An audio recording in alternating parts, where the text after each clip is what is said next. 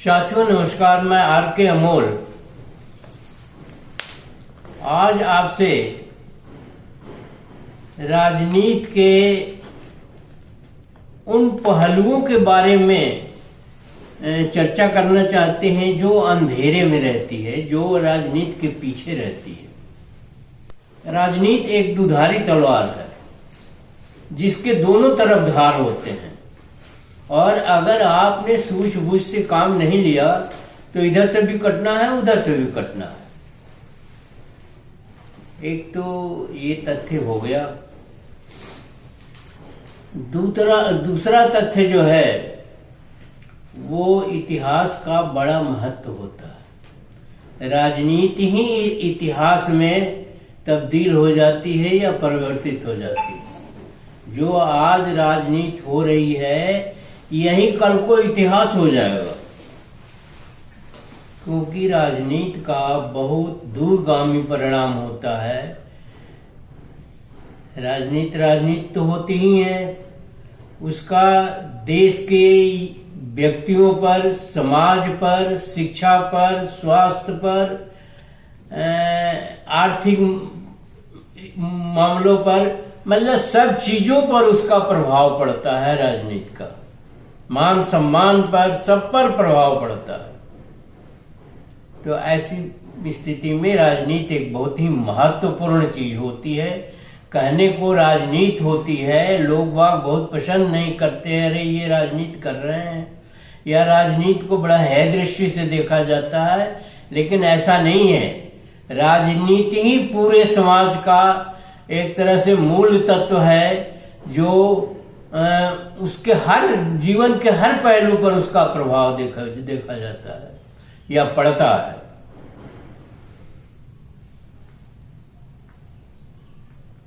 तीसरी चीज,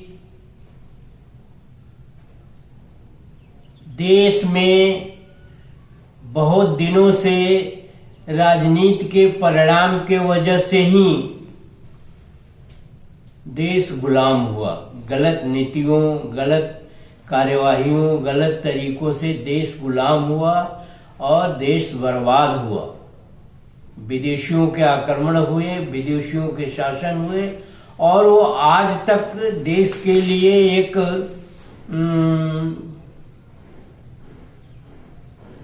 पाप बने हुए हैं कि हम गुलाम रहे हैं। ये देश पे एक बहुत बड़ा धब्बा ये गलत नीतियों की वजह से हुआ, गलत मंशा की वजह से हुआ। तमाम चीजें बताई आपको कि राजनीति का बहुत व्यापक प्रभाव पड़ता है। अब जो शिक्षित नहीं है, जो कुंठित है, जो समाज के निचले स्तर पर है, वो सबसे ज्यादा प्रभावित होता है, वो सबसे ज्यादा कुफल भोगता है। और ऊपर के लोग, जो सक्षम लोग हैं, वो पैतरे बदल करके फिर अपनी स्थिति में आ जाते हैं। ये भी एक बहुत बारीक चीज है। तो अब ये तो बातें हो गई कि राजनीति के बारे में थोड़ी सी। मैं भी राजनीतिज्ञ नहीं हूं, मैं पेशे से इंजीनियर हूं। एक राजनीतिज्ञ के बारे में जो मेरा आकलन था वो मैंने आपको बताया। अब एक आध पहलू और बताते हैं। नेहरू का शासन हुआ करता था। नेहरू का क्या मतलब, 1948, 50, 55 के बीच की बात है।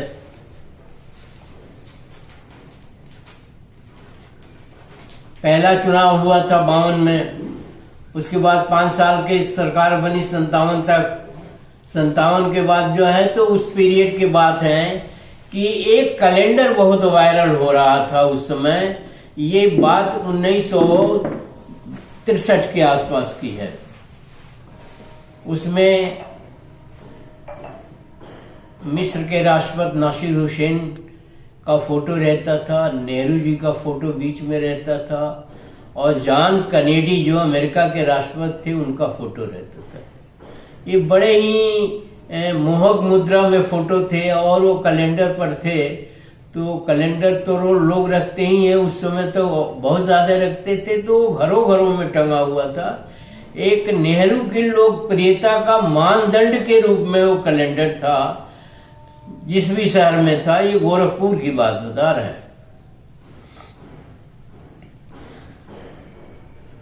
नेहरू बड़े नम्र स्वभाव के थे, वास्तव में राजनीतिज्ञ थे, लेकिन राजनीति में मुंह की भी खानी पड़ती है। चाइना ने उनको धोखा दिया और उनको मुंह की खानी पड़ी, और जबरदस्त धोखा दिया।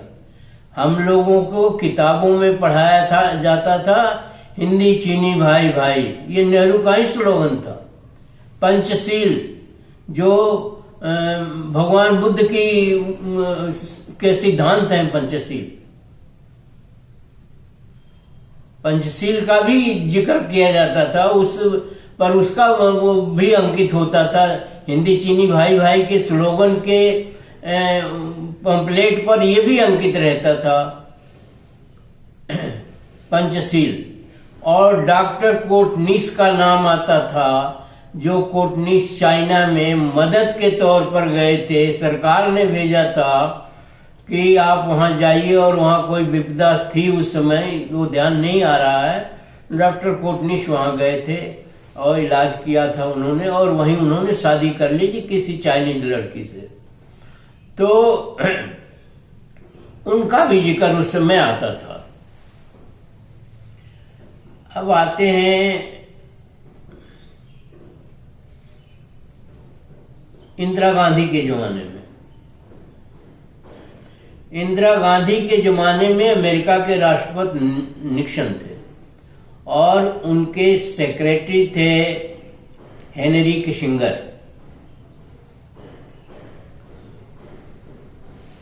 किसिंगर से निक्सन का संवाद हुआ, और किसिंगर ने कहा कि इंदिरा गांधी एक आयरन लेडी है, और मेरे में हिम्मत नहीं है कि मैं इंदिरा गांधी से बात कर सकूं।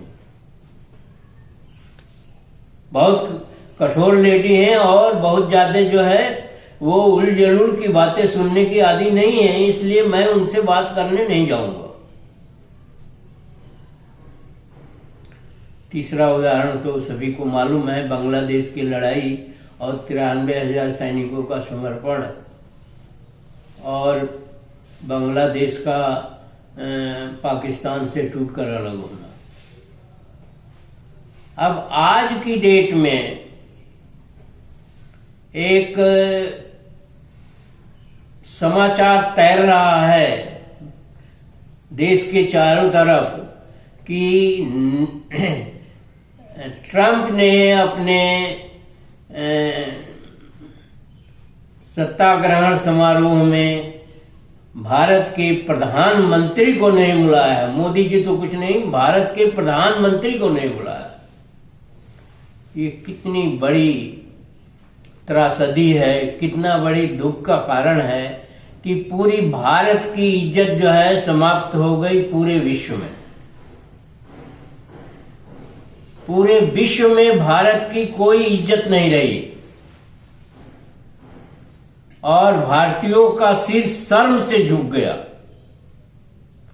बात शपथ ग्रहण समारोह में जाने की नहीं है, बात जो है अमेरिका के रुख का है, दुनिया का देशों का रुख का है, और तमाम परिस्थितियों का है।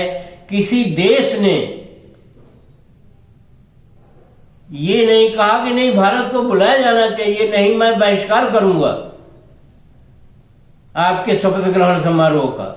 क्या है आपकी विश्व में पोजीशन है, क्या है आपकी स्थिति है?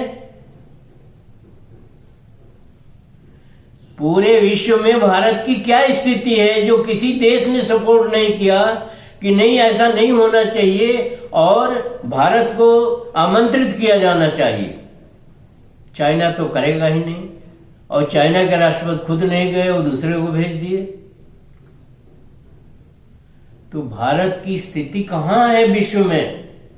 विश्व गुरु जी कहां हैं? विश्व गुरु जो है जुमलेबाजी करना और धरातल पर काम करना दोनों अलग अलग बातें हैं। गांव में अब भी कहा जाता है कि अरे वो देखो आ रहे हैं, इनके पिताजी जो है 17 बीघा पुदीना बोते थे। मतलब पुदीना तो किसी काम का नहीं होता है, बस ये है कि स्वास्थ्य के लिए ठीक है। तो जुमले कसे जाते थे कि आज जो है हमारे भारत की क्या स्थिति है पूरी दुनिया में, कितना बड़ा शर्मनाक परिस्थिति है भारत के लिए, और कितनी डींगे हाँकी जाती थी, कितने जुमले कसे जाते थे, और कितने जाने क्या क्या होता था। सब कुछ नेहरू से लेकर के स्वतंत्रता के बाद से लेकर के जो कुछ भी हुआ या किया गया, या जो भारत का जिससे मान सम्मान बढ़ा, वो सब कुछ धुल गया। अब कुछ नहीं बचा है। कोई देश आगे नहीं आया जो ट्रंप से कह सके कि नहीं साहब ये गलत हो रहा है, भारत को अवश्य बुलाना चाहिए। और ये लालायित भी थे हमारे प्रधानमंत्री भारत वहां जाने के लिए। किस तरह के प्रधानमंत्री हैं, किस तरह से देश को रिप्रेजेंट कर रहे हैं, ये एक सोचने की विषय है। और ये जनता को सोचनी चाहिए, समझदार जनता की। आधी से ज्यादा जनता तो यहाँ मूर्ख ही है। मुझे ये कहने में गुरेज नहीं है, और उन मूर्खों की श्रेणी में मैं भी हूं। हमने कभी सोचा ही नहीं कि ये हमारा देश है और इस देश के लिए हम जान भी दे सकते हैं। वो तो बहुत अति हो गई, बहुत ज्यादा अति हो गई, तो बात आगे बढ़ी। मैं फिर कहूंगा कि अगर गांधी के सम्मान उठा करके अंग्रेज ने फेंका नहीं होता तो गांधी स्वतंत्रता के लिए इतने दृढ़ नहीं होते। भारतीय समाज, भारतीय सोच, भारतीय स्थिति, भारतीय की गंभीरता कोई नहीं सोचता है, कोई नहीं करता है। आपने 4 पुराण बना लिए, 4 वर्ण व्यवस्था बना ली, और 2-4 ग्रंथ बना लिए, 4 वेद बना लिए, और कुछ पुराण बना लिए, कुछ रामायण लिख लिया, गीता लिख लिया। हम विश्व गुरु हो गए। जिसकी वजह से विश्व गुरु हुए आप, उसका तो नाम ही नहीं आप लेते। जिसने मानवता का संदेश दिया, कहीं मैं दावे के साथ कह सकता हूं कि किसी वेद में, किसी पुराण में, किसी रामायण में, किसी गीता में, किसी चीज में मानवता का कोई संदेश नहीं है। सिवाय वर्ण व्यवस्था 4 जातियां होती हैं, ये पैदाइशी जातियां होती हैं, पैदा होने के साथ ही कोई मुंह से पैदा होता, मतलब ढोंग पाखंड आडंबर का बोल वाला है। ढोंग पाखंड आडंबर को पूरे देश में फैलाया गया है। अब जैसे कोहरा छा जाता है, रास्ता नहीं दिखाई देता है, वैसे ही ये ढोंग पाखंड आडंबर, ये ग्रंथ और सोच वैसे ही सोच हो जाती है। वो सोच जो है ये कोहरे की तरह से अस्थायी रूप से इस देश के ऊपर छाया हुआ है, और गाड़ियों का पास होना, आदमी का चलना मुश्किल हो रहा है। एक एक पग पर धार्मिक ग्रंथों के नियम हैं। इस रास्ते से दलित नहीं जाएगा, इस रास्ते से ब्राह्मण जाएगा, ये काम ब्राह्मण करेगा। ये आदमी है, सब आदमी है तो सब काम कर सकते हैं। पर आपने तो ऐसी राजनीति, घटिया स्तर की राजनीति करी, इन धर्म ग्रंथों के आड़ में, इन रीति रिवाजों के आड़ में, इन सब चीजों के आड़ में ऐसा घटिया राजनीति करी या कार्य किया कि देश 755 साल गुलाम भी रहा। आपने रास्ता ही नहीं बताया, रास्ता ही नहीं जाने दिया, रास्ते पर कोहरा छा दिया, तो देश जो है अंधकार में कहां जाए। ये सब अंधकार है। और जब से 1914 के पास मैं दावे कह रहा हूं कि 1914 के बाद इसमें और बढ़ोतरी हुई है, वो कोहरा और घना हुआ है।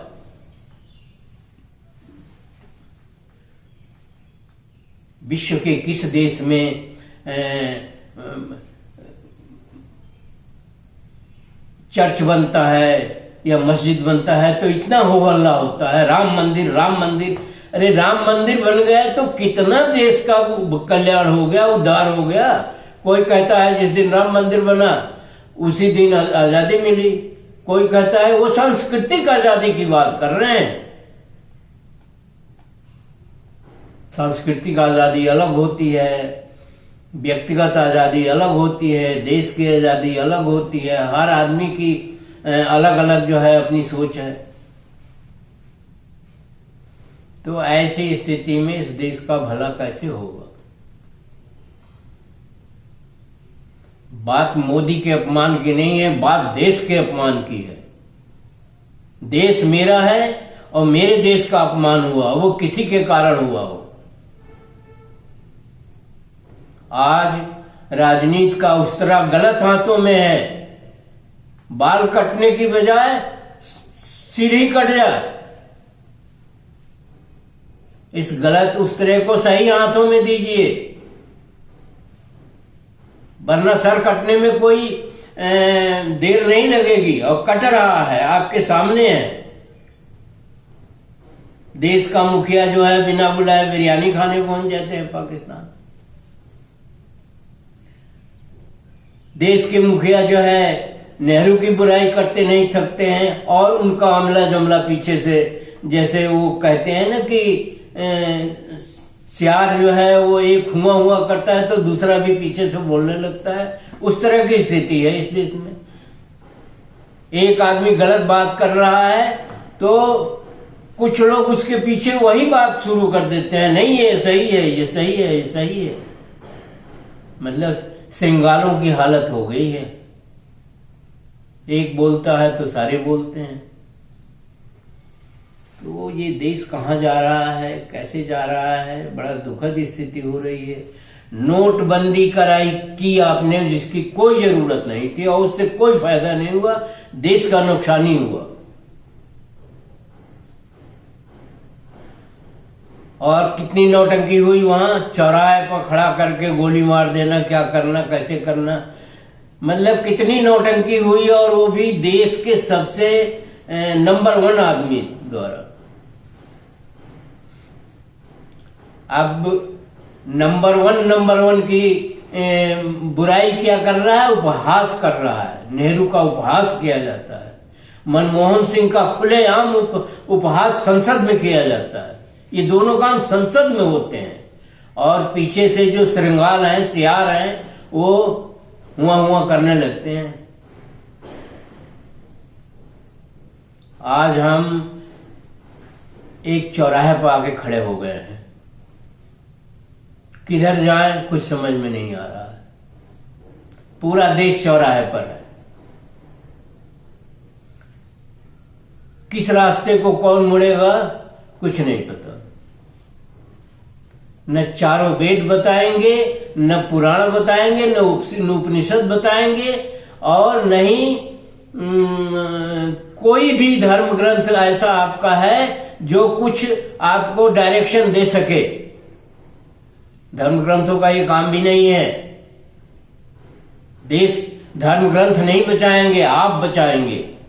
लेकिन आप कुंठित रहेंगे धर्म ग्रंथ पढ़ करके, आपस में आपका वैमनस्य रहेगा अनावश्यक। अरे ये दलित है, इसको मंदिर में नहीं जाना चाहिए। क्यों नहीं जाना चाहिए? मुसलमानों में तो भंगी भी मंदिर मस्जिद में जाता है।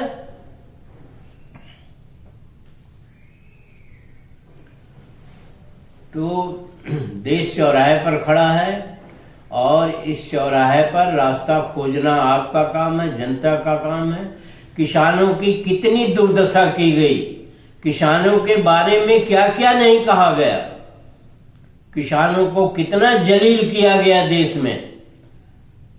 किसानों ने कुर्बानियां दी, 750 किसान मर गए, उनके परिवारों से जाकर के सरकार का कोई नुमाइंदा पूछने नहीं गया। 2 शब्द हमारे प्रधानमंत्री ने किसानों के बारे में नहीं कहा। किस तरह के प्रधानमंत्री हैं? हर लेवल पर, हर जगह पक्षपात किया गया, और वो भी प्रधानमंत्री द्वारा किया गया। हर एक्टिविटी जो है संदिग्ध रही। जुमले पर जुमला कसा गया, बासी भूसिया कहने पर उसका मर्डर कर दिया गया पत्रकार का। तो देश कहां जा रहा है? इसमें किसी की जिम्मेदारी नहीं है। शासन करना आपकी जिम्मेदारी है और डींगे हाँकना आपकी जिम्मेदारी है, जुमले कसना आपकी जिम्मेदारी है, झूठ बोलना आपकी जिम्मेदारी है, लोगों को भ्रमित करना आपकी जिम्मेदारी है। बाकी कोई सक्रिय काम करने की जिम्मेदारी नहीं है। 15 लाख रुपए देंगे, जाने कितने जुमले हैं, उनका हम क्या जिक्र करें। हंसी भी आती है और दुख भी, रुलाई भी आती है, रोना भी आता है कि ऐसे ऐसे जुमले कस करके इस निरी मतलब अशिक्षित है अभी पब्लिक, कोई शिक्षा नहीं है। शिक्षित लड़का भी कुछ नहीं जानता है, जो डिग्रियां लिया हुआ है वो भी कुछ नहीं जानता। हम भी नहीं जानते थे और बहुत सारे लोग नहीं जानते थे कि कितना घटिया स्तर का कार्रवाई यहाँ होती है। अपने ही देश में अपने ही लोगों के साथ कितनी घटिया स्तर की मानसिकता को लेकर के चला जाता है। ये अछूत है तो ये बैकवर्ड है, तो ये किसान है, तो ये नीचे है, तो वो ऊपर है। तो जरूरत तो सबकी है, आपकी समझ में नहीं आ रहा है।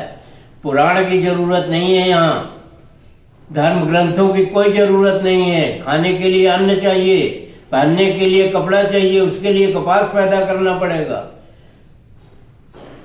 और कपड़ा बुनना पड़ेगा और कपड़े के कारखाने लगाने पड़ेंगे।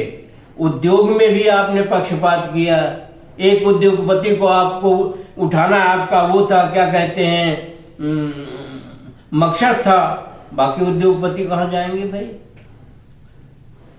एक ग्रुप को आपको उठाना आवश्यक था, बाकी लोग कहां जाएंगे? उसी की परिणति में ट्रंप ने आज आपको एक सबक दिया है और आगे भी आपको सबक मिलेगा और ये देश गुलामी की तरफ जा रहा है।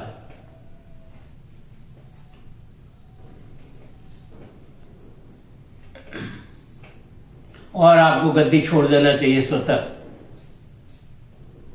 जब आपको ढोंग पाखंड आडंबर ही बढ़ाना है तो उसको भी आप नहीं बढ़ा रहे हैं, ढोंग पाखंड आडंबर। हमने तो एक वीडियो में कहा है कि कुंभ सारे विश्व में लगाइए ना, अमेरिका के वाशिंगटन में लगाइए कुंभ, चाइना में लगाइए, जापान में लगाइए, तमाम अरब देशों में कुंभ लगाइए।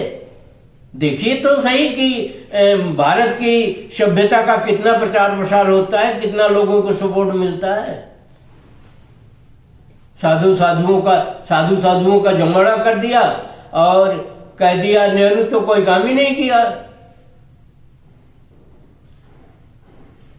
नेहरू ने अगर कुछ कोट कर दिया कि काम ही नहीं होता, यहाँ के लोग बहुत कम काम करते हैं, तो गलत तो नहीं कहा था। ये साधु सन्यासी काम करते हैं और करोड़ों में है, और ज्यादा संख्या होगी, कई करोड़ों में है। ये भद्राचारी कौन सा काम करते हैं? आंख के अंधे भी हैं, कुदरत ने भी उनको श्राप दे रखा है और बोली भी उनकी जो है जहर की तरह से है।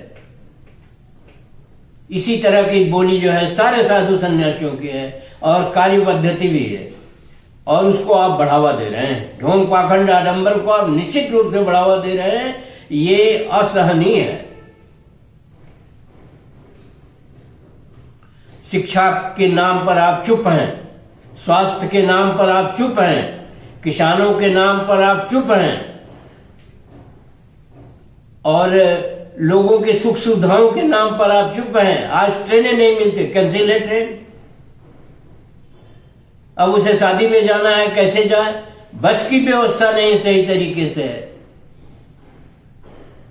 तो कैसे जाए? लोग अपने साधनों से जाते हैं, खर्चे करते हैं, क्या मजबूरी है उनकी। और आपको कोई चिंता नहीं है। आप तो ये कहते हैं कि नेहरू ने कुछ किया ही नहीं। ये ट्रंप ने अगर आपको अपने शपथ ग्रहण समारोह में नहीं बुलाया तो इसके लिए भी नेहरू ही दोषी है, ये मैं कह रहा हूं। नेहरू ने शायद स्वर्ग या नरक से या ऊपर से ट्रंप को इशारा कर दिया हुआ कि मोदी को मत बुलाना। क्या है आपकी सोच है और क्या है आपका सोचना है, या ये माने कि राजनीति का उस तरह जो है गलत हाथ में है।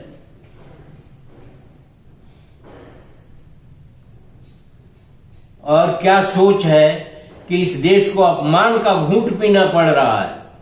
चाइना को बुलाया उन्होंने, जो उनका कंपटीटर है, जो उनका दुश्मन है, जो उनकी कोई बात नहीं मानता है। और आपके मिलने का अंदाज भी बहुत अच्छा है। मैं तो उसे दाद दूंगा कि आप गले मिलते हैं तो ऐसा जोर से मिलते हैं जैसे औरतें तो बहनें मिल रही हों। मतलब आप पीठ सब थपाते हैं और मतलब स्टाइल आपकी देखने लायक होती है, जैसे आपसे बड़ा कोई है ही नहीं सोच। और ये कहना इसलिए पड़ रहा है, मुझे नहीं कहना चाहिए और इसके लिए मैं माफी भी चाहूंगा, लेकिन आपकी स्टाइल जो है ओवर कॉन्फिडेंस में आ जाते हैं। ट्रंप से हमारे ये संबंध है, जिन सिंपिंग से हमारे ये संबंध है, सारी दुनिया में हम छाए हुए हैं, सारी दुनिया से हमारे लिए दुनिया में पलक पावड़े बिछाए लोग हैं। और एक ही दांव में या एक ही झटके में आप धाराशाही हो गए। धाराशाही नहीं हुआ, आप पूरे देश को धाराशाही कर दिया। गांव में एक कहावत है देसी कि बाण बाण भी जाए और न हाथ के पगा भी लेते जाए। आप तो गए ही गए, देश को भी डुबो दिया आपने। और देश आज पूरे दुनिया में शर्मसार हो रहा है। पूरी दुनिया में उसकी कोई औकात नहीं रह गई है। और जैसे ये शीश महल था, भरभरा करके चरदरा करके नीचे गिर गया। ये देश शीश महल, इस देश का दुनिया में वर्चस्व होना चाहिए। विश्व गुरु महामानव भगवान बुद्ध को कहा जाता था, न कि आप विश्व गुरु हो गए। कहां से? आप तो विश्व गुरु के टुकड़े में भी नहीं है। विश्व गुरु तो महामानव बुद्ध थे। और नेहरू तो नेहरू थे ही, नेहरू तो राजनीतिज्ञ थे, लेकिन नेहरू का मुकाबले में आज तक कोई देश में पैदा नहीं हुआ है।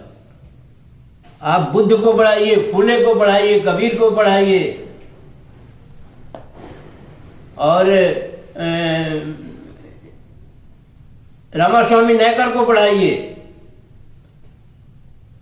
इन महापुरुषों को पढ़ाइए, ललित सिंह यादव को पढ़ाइए, जगदेव बाबू को पढ़वाइए, और तमाम ये लोग हैं जिन्होंने निस्वार्थ भाव से और बिना किसी इच्छा के जनता का काम किया है और अपनी पूरी जिंदगी उसी में समाप्त कर दी है। मैंने एक वीडियो में कहा भी है, भगवान बुद्ध ने राजपाट छोड़ दिया, और राजपाट छोड़ने का कारण उनका त्याग भी था और बलिदान भी था। भाई वहां दो राज्य थे, कोलीय राज्य और शाक्य राज्य। दोनों में नदी के पानी का झगड़ा होता था। भगवान बुद्ध ने कहा कि नहीं, ये भगवान बुद्ध जो राज थे, भगवान बुद्ध ने कहा कि नहीं, पहले कोलियों को पानी दीजिए आप। शाक्य कहते थे नहीं, पानी मैं पहले लूंगा।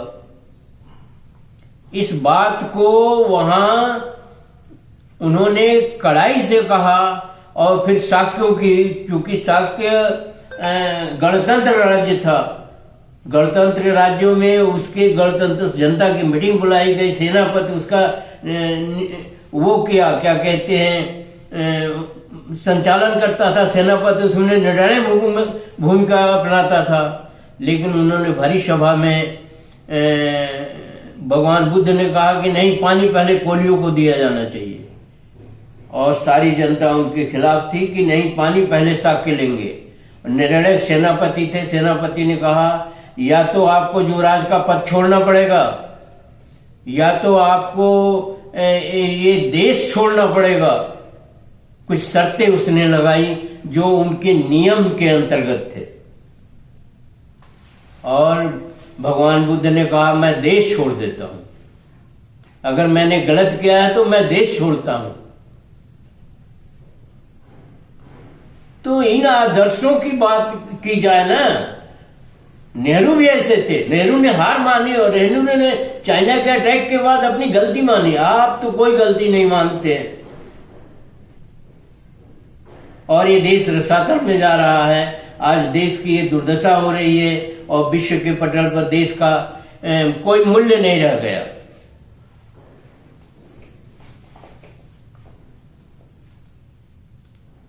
जैसे तैसे सरकारें बनानी है और वहां अगर कमजोरी है तो उस प्रांत में सारे लोग चले जाते हैं और रुपए बांटते हैं, लालच देते हैं पद का और संवैधानिक कार्रवाई भी करते हैं। जाने क्या क्या होता है ये सब लोग जानते हैं और आप जीत करके तगमा लेकर के सरकारें बना लेते हैं। यही काम था, हर प्रांत में ये काम हो रहा है। अरे ऐसी सरकार से क्या वो है, आप जोगी साधु सन्यासियों को संवैधानिक पदों पर बैठाते हैं और कोई देश में आपको नहीं मिलता।